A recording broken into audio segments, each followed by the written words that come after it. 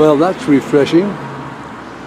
Recently, in the last few weeks, PD has been making extra stops here just to check.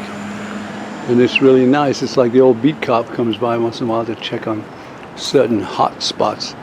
And there's the transformation of all. Usually this is full of partying drunks.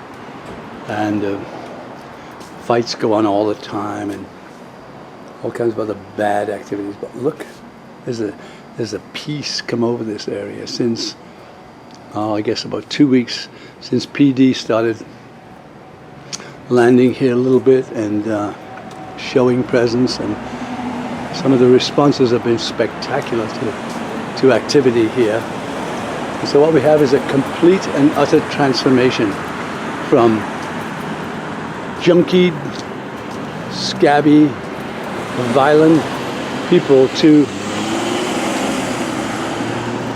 everywhere's lighted, as you can see. The county health department came over and made them do all the upgrades and all the necessary, things that were in disrepair. So it really is quite pleasant to see the transformation.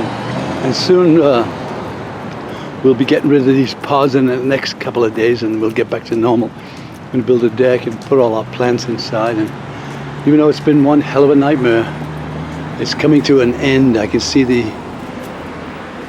light at the end of the tunnel, so to speak. But that actually right there is a transformation, because there'd always be that woman next door drunk with all kinds of ne'er-do-wells coming over to buy whatever, and it would always end up in violence one way or the other. So there's a great calm that's come over this place, and I'm very happy to say it's due to the tireless efforts of us, plus cooperation of management, police, DEA, Child Protective Services, and many other agencies who have just, including the health department, have just descended on this place and decided, no more slumlording here. We're not going to have it. We're going to have a decent standard of living for a lot of these people who are low income or heart patients like myself, or all kinds of ailments, mentally disturbed people, and all thrown into the mix like some awful jungle. And now it's calmed down because of some serious moaning and groaning and reporting to the correct agencies to take action. And by God, they have. And I thank you. This is Al Graham for Worldwide Crime Watch. Looks like PD landed on something at the gas station here, 9th and Orange, the 76 station. There's 3 units converged there around looks like a red VW bus. It's getting closer. And quite a bit of activity down here. Yeah. Well, these lads have had a big call, a domestic violence call in the Cays earlier, so they just landed here to decompress and discuss how we're going to do, the next one, and did we do this one right? And that's very good. That was Officer Ray there. As I say, the no bullshit cop. I feel very safe with that guy in town. As you say, he rolled up on this asshole the other night and totally took over at command immediately. I've seen other cops come on the scene and just like be surrounded by this type of guy, and we need this kind of like disciplined officer that people know it's no bullshit when you talk to me, son. And there you have it. Now, I don't mean hard-nosed cop. No, by no means. He's that guy there was a bit of a psychologist. Plus, he's been in PD in Oceanside for 10 years, so he knows real shit. And not, So 10 more like him, and I'll be very happy. No, I shouldn't say that. 99% of the cops in Coronado are hardworking, good, decent people, and I love them all. And but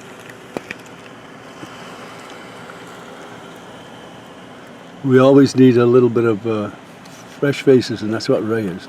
And thank you very much. Al Graham for Worldwide Crime Watch. It's 3 a.m. Tuesday morning, February the 16th, I think. This is 308 Orange. I live here with my family. We've been in these storage boxes for almost 4 months now and living at that motel. We're finally moving in, and things are back to what's normal, which means peace, quiet, responsibility, good stewardship, good neighbors.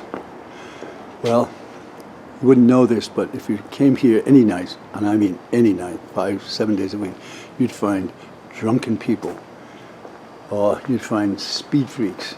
Like this whole area here, see, every single one of these was grouted by that mental case in there, Ben in number 22. In the winter, on his knees, for a month and a half, he grouted in every single one of these bricks. The only problem is, A, they didn't need it, and secondly, when you put the grout in bricks, you're supposed to put a little groove in so the rain runs off. Well, he decided he was just gonna, drove my wife insane. She was going through chemotherapy at the time, and she'd come out here and find him on his knees, like, and she'd complain, and his wife next door would say, "My husband's doing a good job with this." She'd be sitting out there drunk on her asses. It was the most awful situation. Anyway, to make a long story longer, it's all better now. Between PD, Coronado PD, the DEA, Child Protective Services, city and county health departments, or building departments, all, and a few other private agencies, all converged on this building and transformed it from a crack house back into its normal, lovely self. And God bless us all, and God bless Coronado PD for doing such a good job. And there you have it. Now, Graham for Worldwide Crime Watch. I was just down at the gas station, 9th and Orange, and I saw 3 units converged. And turns out they had a big domestic violence call, one of the most dangerous calls, by the way.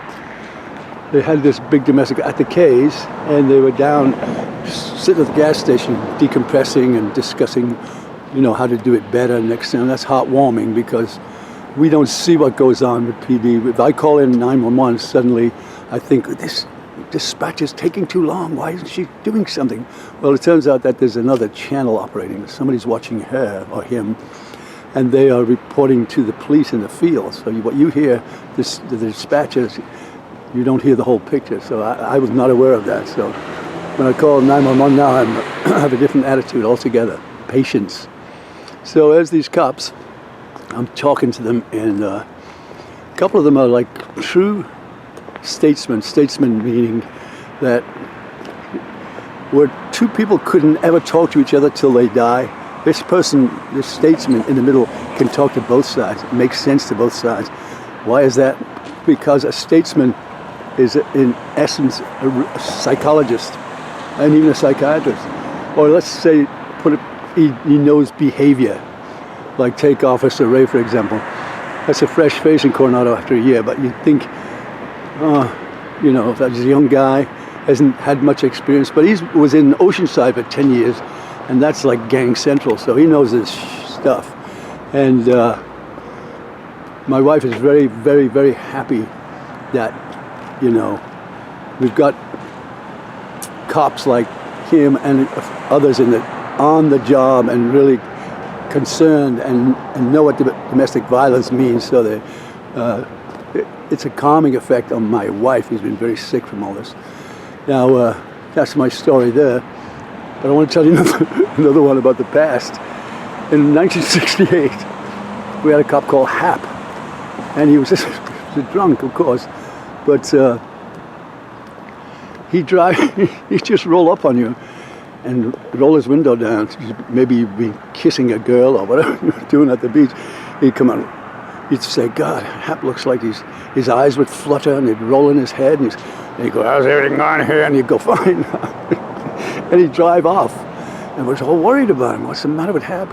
Someone said he had a career, had some kind of bad experience in Korea with a bomb, and he was just shell-shocked. That's what they thought. And he behaved just like that. However, turns out that Hap was driving up to you, looking in your window to see what you were doing, and he had his pants around his ankles, and he was bashing his bishop. He was having a wank. He was a wanker. He was a cop.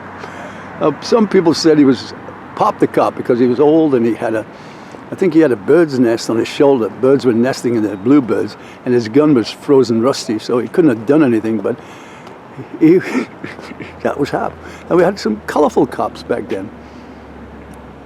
Old school cops.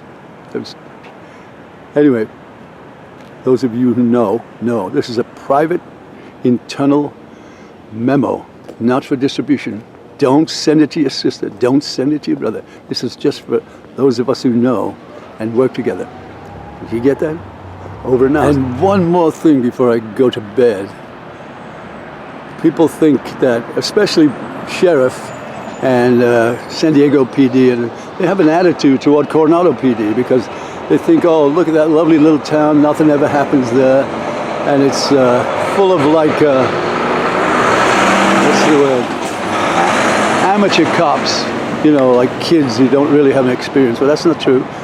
At least 70% of the cops in Coronado have been somewhere else, you know, had experience with real life issues. So the perception, even from the PD, other agencies, that Coronado is just a little town.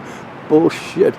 Violence, drug abuse, domestic violence, all kinds of the same shit that goes on in San Diego goes on in Coronado. You just think when you see, oh, what a lovely little town, my ass. Every time a cop goes out, he takes his life into his hands. You don't know what the hell is behind that domestic violence. You don't know there's a gun. Anyway, so it's really heartwarming to see the cops being real cops, you know. And we're very satisfied with what they've done in our community and for us. And God bless them.